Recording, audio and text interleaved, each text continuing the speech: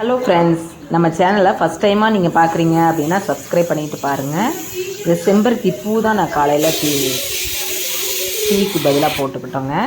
இது வந்து angio operation பண்ணுற ஸ்டேஜில் இருக்கிறவங்க இந்த மாதிரி நீங்கள் வந்து செம்பருத்தி பூவில் இந்த டீ போட்டு குடிச்சிக்கலாம்.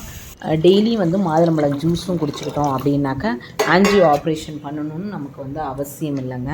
இதை டெய்லியும் நம்ம காலையில் வெறும் வயிற்றில் தேன் ஊற்றி நல்லா கொதிக்க வச்சுட்டு, நாட்டு மருந்து கடையிலையும் செம்பருத்தி பூ கிடைக்கும். நம்ம வீடுங்களில் இருந்தாலும் பறித்து வச்சு இப்படி வந்து நம்ம செம்பருத்தி பூ வாரத்தில் ஒரு 2 நாள் போட்டு குடித்தா ரொம்ப நல்லது. ஹார்ட்டுக்கு அவ்வளோ நல்லதுங்க.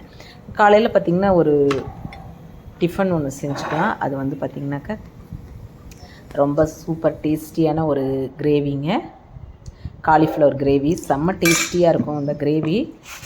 இப்போ வந்து பார்த்திங்கன்னா காலையில் டிஃபன் வந்து என்ன செஞ்சு அனுப்புறது அப்படின்னு ரொம்ப கன்ஃபியூஷனாக இருக்கிறப்ப நீங்கள் இந்த மாதிரி செஞ்சு கொடுத்தீங்க அப்படின்னா பசங்க வந்து பார்த்திங்கன்னா 2 வேளையும் எடுத்துகிட்டு போயிடுவாங்க. அவ்வளோ சூப்பராக இருக்கும் இந்த கிரேவி.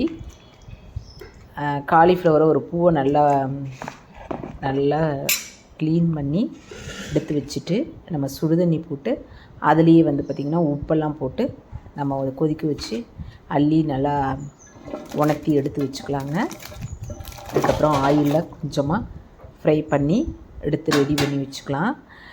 நம்ம வந்து காய்கறியெல்லாம் பார்த்திங்கன்னா நிறைய இந்த சீசன் அப்போ பார்த்திங்கன்னா பட்டாணி, காலிஃப்ளவரு எல்லாம் நிறைய வந்து ரொம்ப சீப்பாக கிடைக்கும். இந்த டயத்தில் இந்த சீசன் இப்போ பிப்ரவரி டயத்தில் பார்த்திங்கன்னா பட்டாணிலாம் நமக்கு ரொம்ப சீசனில் ரொம்ப கம்மியாக இருக்கும். அதே மாதிரி காலிஃப்ளவரும் பார்த்திங்கன்னா நமக்கு ரொம்ப சீப்பாக கிடைக்கும். இந்த டயத்தில் நம்ம என்ன டிஷ் வேணுமோ குழந்தைங்களுக்கு செஞ்சு கொடுத்துக்கலாம். காலிஃப்ளவரில் நிறைய இருக்குன்னு வச்சுக்கோங்களேன்.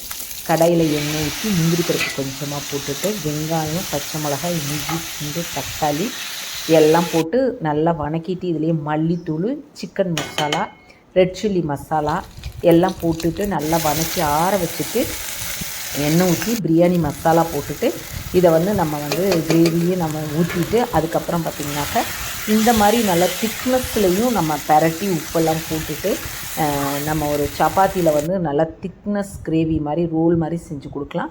நம்ம செமி சால்டாக இதுக்கு மேலேயும் நம்ம வந்து கொஞ்சமாக தண்ணி ஒரு டம்ளர் ஊற்றி சப்பாத்திக்கு தொட்டு சாப்பிட்ற மாதிரியும் நம்ம வந்து காலிஃப்ளவர் கிரேவி செஞ்சுக்கலாங்க. ஆனால் இந்த கிரேவி வந்து நல்லா செம்ம ரிச்சாக க்ரீமியாக நல்லாயிருக்கும்.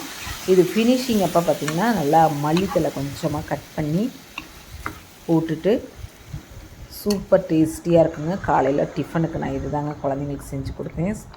லஞ்ச் பாக்ஸுக்கு எடுத்துகிட்டு போயிட்டாங்க. சூப்பர் டேஸ்டியாக இருந்துச்சு. இந்த சேனல் உங்களுக்கு பிடிச்சிருந்துச்சு அப்படின்னாக்கா என்னோடய சேனல் பிடிச்சிருந்தா லைக் கொடுத்துக்குங்க, சப்ஸ்கிரைப் பண்ணிக்கிங்க. தேங்க்யூ. செம்ம டேஸ்டியான சப்பாத்திக்கு ஏற்ற கிரேவிங்க இது. தேங்க்யூ.